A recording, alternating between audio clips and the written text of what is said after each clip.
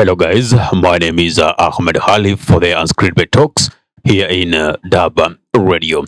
Now, against all odds, Babu Owino, the member of parliament for Embakasi East and also a very active member of the Orange Democratic Movement, that is the ODM, and also which is part of Azimio la Umoja One Kenya Alliance, has come openly to defy what his party leader has been saying to be doing, trying to get into dialogue and into bed with government. So Babu Owino has defied that and said he is going to listen to the voice of the Kenyans, that he cannot be seen to be sanitizing this government. And also the leader for Na Kenya, that is Mother Karua, has also come in hand and joined him. Now here I have screenshots from a story done by Pulsar Kenya, and I want to quote verbatim what Babu Owino has just said. My decision is to be with the people. I will not support this defunct government no matter the consequences. So this was a bold declaration which was actually trying to signal a rebellion against the opposition leader, who is Raila Amolo Odinga. Wait a minute. Did we just say opposition leader? It doesn't seem to be so, because he's almost getting into bed with the government.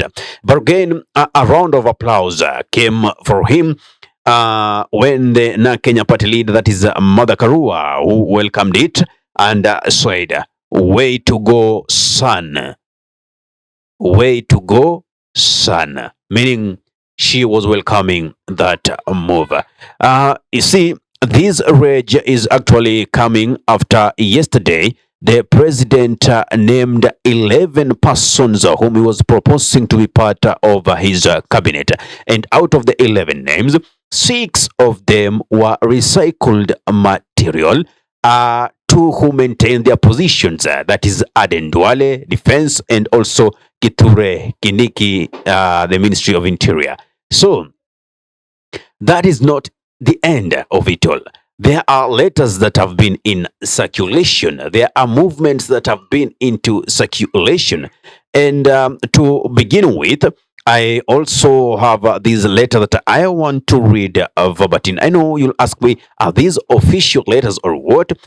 Honestly, I don't know. But they depict so much what the Gen Zs and the millennials are actually fighting for. If you thought there was nothing to fight for or nothing to champion about, now these are letters that openly show the feelings of the common mwananchi. So this also is an open letter to the president and the government at whole with regards to recent cabinet appointments. It started Republic of Kenya, the people of the Republic of Kenya. Statement on recent cabinet appointments. We, the people of the Republic of Kenya, express our profound disappointment with the recent cabinet appointments announced by the president. Despite our clear and persistent demands for fresh faces and competent professionals in the new government, we are disheartened to see the reappointment of individuals with questionable records. The reappointment of Kithure Kindiki to the Ministry of Interior is particularly troubling, given his oversight during a period marked by the tragic unalivings and abductions of young Kenyans. His return to this critical role is both disheartening and concerning. Additionally, the reappointment of David Chirchir, who has been implicated in multiple scandals, including the Chicken Gate scandal and controversial oil and fuel deals, raises serious doubts about the administration's commitment to transparency and anti-corruption measures. We are equally troubled by Alice Wahome's reappointment, given her previous actions that obstructed corruption investigations and defended individuals accused of procurement irregularities. Her appointment undermines the fight against corruption and erodes public trust. The president's decision to retain these individuals, despite their problematic histories, signals a disregard for the voices of the Kenyan people and our demand for clean and effective leadership, we are committed to scrutinizing the rest of the cabinet nominees to ensure they meet the high standards of integrity and competence that Kenyans deserve. We, the people of Kenya, will demonstrate our commitment to holding our leaders accountable through a peaceful demonstration scheduled for next week, Tuesday, 23rd, which will be the tsunami of all protests. This demonstration will serve as a powerful reminder that we will not accept anything less than the clean, competent governance that we have long demanded. Yours faithfully, the people of Republic of Kenya. That's it. Now, you see the issues that are being raised here are people who are so incompetent, people who have been mad into corruption, people who have actually barricaded the roads that should ensure successful investigations to those who have been convicted of corruption, who have been thought to have committed acts of corruption. And who is being accused of this? Alice Wahome, who is now again finding her way into the cabinet. Kithure Kindiki, during the protests, so many Gen Zs were unalived. Look at the scenarios at the Kware dam site. Him as the Minister for Interior, the Cabinet Secretary for Interior Ministry, was unable to do that. Holistically, what should he do? He should not even wait for the president to dissolve a cabinet. He should have resigned, just like the IG did, the former IG did, Kome.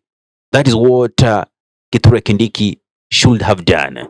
Unfortunately, after the cabinet is dismissed, new names are named, the same ministry that he was heading, and corruption atrocities have also been found in his office. The same person is still being suggested for appointment as a CS in the same ministry. Aden Duale, the same ministry. You know, it's like we have deficiency in people who are competent, people who can deliver. It's like those are the only people Kenyan can find and deem fit to hold those offices. Actually, this one is marring the efforts to fight corruption, as the letter suggests. Now, that's not the only letter we have. There's also a screenshot that I took. Remember, in elaboration, you'll be getting left, right letters from so many corners or from liberators. There's a movement that calls themselves, Kelmo. Yes, Kenya Liberation Movement. And they also wrote a letter with regards to the planned demonstrations that will happen on Tuesday, 23rd July 2024. So, Kenya Liberation Movement, Kelmo, 19th July 2024. Total shutdown on Kenya and creation of a transitional authority on Tuesday, 23rd July 2024. We, the sovereign people of Kenya, are now demanding to constitutionally take back our sovereign power that we delegated to the failed Kenya Kwanza administration on 23rd of July 2024. Since it is the sovereign wish and will of the people of Kenya that Ruto and his administration must go. This is to inform the country and the international community to prepare for a transition authority that will bring together the Kenya Defense Forces to protect the territorial integrity and the sovereignty of Kenya, the judiciary of Kenya to uphold the constitution, and the Kenya Liberation Movement as enshrined under Article 1 of the Constitution and Article 13 of the African Charter, beginning 11:59 p.m. East African Time, that is, on Tuesday, 23rd July 2024, until when a new president will assume office in compliance with the Constitution of Kenya. We advise all travelers to reconsider traveling by air, road, or ocean in the territorial integrity of the sovereign Republic of Kenya at the historic moment when the whole world will be witnessing the peaceful transition of sovereign power in Kenya in accordance with Article 1 of the Constitution. Gen Z Youth League, Kenya Liberation Movement, CC, the Kenya Army, the Kenya Navy, the Kenya Air Force. That is it. So clearly, lots of people are so disheartened by the 11 names that were proposed yesterday by the president of Kenya. What's your take on this? Do you feel that recycling these leaders was the best option the president could have done? Do you think the president is listening to Gen Zs and millennials? Do you feel like the president or the government is listening to Kenya as a whole? Or now that the opposition, and to be specific, Raila Amolo Odinga and his brigades have decided to join hands with government, whom do you feel shall liberate the nation? Who shall put the government into accountability? Put your comments down there and let me know what you think about this.